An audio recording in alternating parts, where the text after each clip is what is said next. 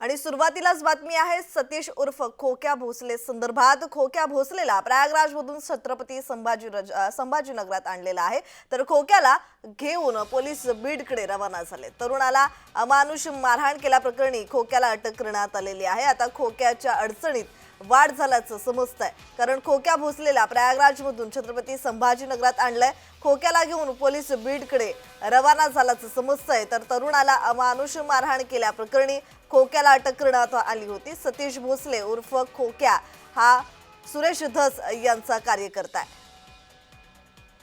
या संदर्भात अधिकची माहिती देत आहेत आमचे प्रतिनिधी विजय चिडे। विजय, खोक्या भोसलेला प्रयागराजमधून छत्रपती संभाजीनगरात आणलं आणि त्यानंतर बीडकडे रवाना करण्यात आलेला आहे। त्याचबरोबर आता खोक्या भोसले याच्या अडचणीत कशा प्रकारे वाढ होऊ शकते?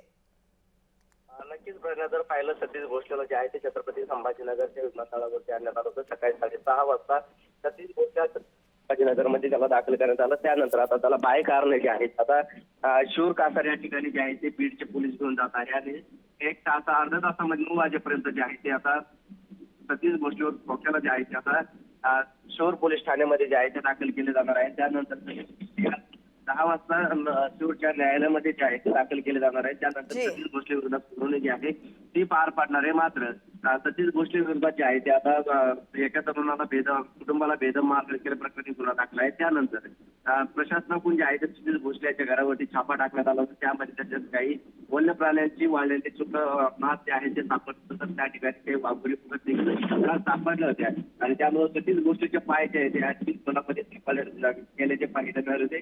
आणि आता सतीश भोसले विरोधात जे आहे ते 3 वेगवेगळे गुन्हे जे आहेत ते आता चंद्रांबा पोलीस ठाणे आणि शूर पोलीस ठाण्यामध्ये आहेत। त्यानंतर पोलिसांच्या ताब्यात आहे।